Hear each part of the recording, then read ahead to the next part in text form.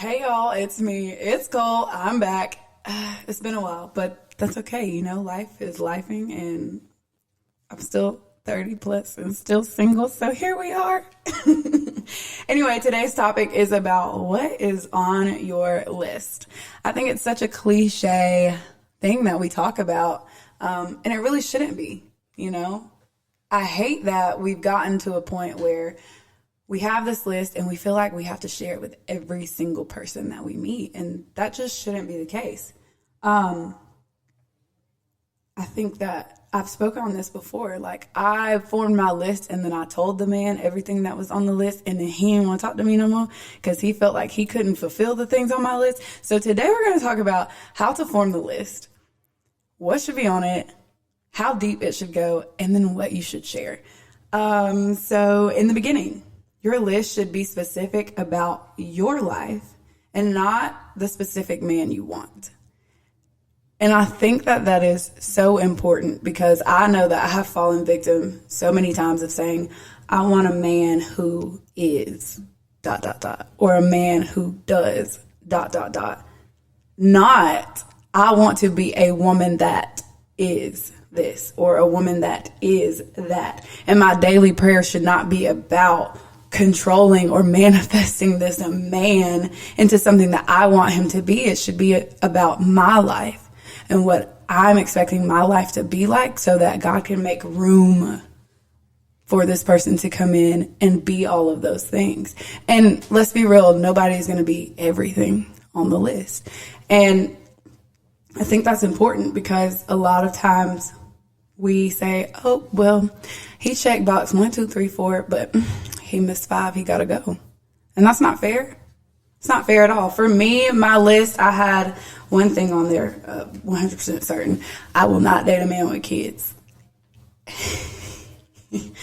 I am 30 plus. It is 2024. And I'm like, I will not date a man with kids. I have written off a lot of men that check every other thing off this list. I have made my sentences about me and mine, and I've been very selfish and very intentional about who I want to be, and that type of energy is going to attract what I want. But he had a child, and I said, no. So I feel like, again, here I am fumbling the bag off of one thing on the list, and I just can't let it go. I mean, is it that deep?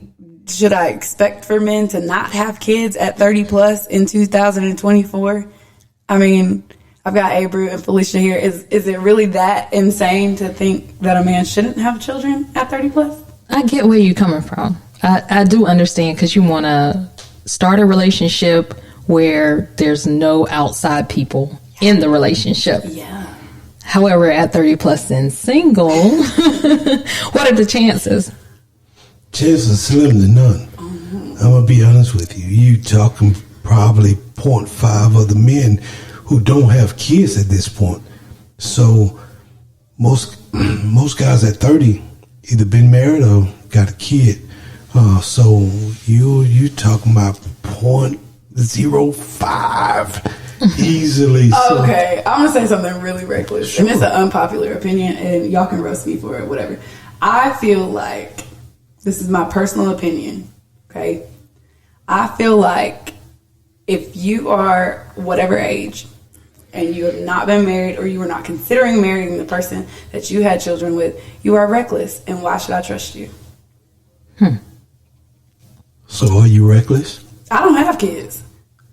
But you're a certain age. And you ain't married. And I don't have kids, so I'm not reckless. Let me be honest with you. I think sometimes men, we don't think emotional, we think physical. And sometimes the physical can get us caught up. One thing I always tell everybody, especially women, the way a man feels love is physical, so that's sex, and respect. You know what I mean? That's how we translate love. You know, we don't get the googly eyes and, ooh, you could buy me presents all day long. We don't care about that. But if you respect us and you having relations with us, that's love to us. So sometimes we can get caught up in the moment, and a kid can come out of that. So, question. Sure. If that's love, then why wouldn't you take the next step with that person? Well, we can get caught up in love, but then there could be certain things that individual might do that turn us off. About like you guys can get turned off by certain things we do. Men can get turned off by certain things a woman do. You know what I mean? So yeah, and then we can fall off the radar. And next thing you know, we done moved on, and you be like, "What happened?" And you know what I mean? So that's a good segue into my next point on the list. Sure. Do not expect a man to meet your needs on the emotional front that you would expect from a woman. Like when I call my best friend that is a female, my man is never going to be able to emotionally support me like that.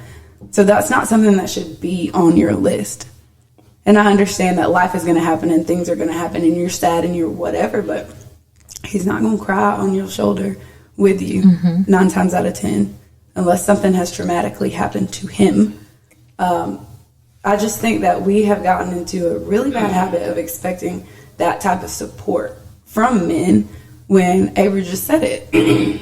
Men react sexually and through respect, not emotionally. Yeah. So take the emotions off the list. And that's going to lead me into my next show is you're emotionally out of control. And that's why you can't keep a man. Okay.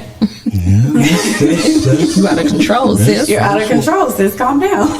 And I'm going to tell y'all one last thing. I mean, another thing. Because this is 30 plus and single.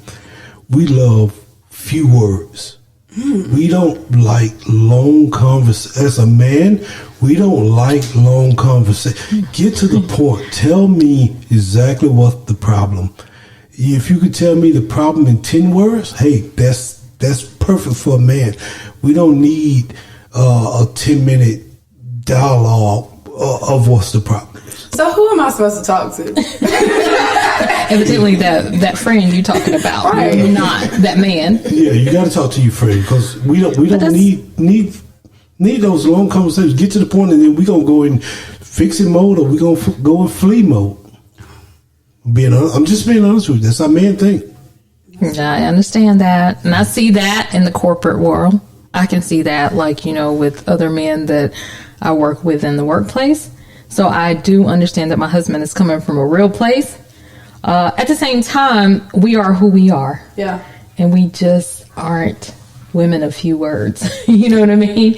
I need to walk you through the entire experience to make you best connect with where I am emotionally. And I need words, a lot of them, to get you to that place. So Cole, let me tell you this. If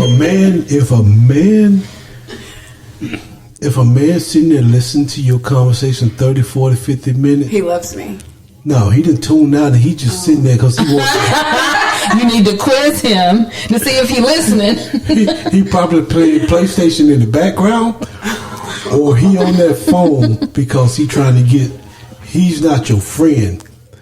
He's trying to get something else. So he's trying to win you over. What did kids say?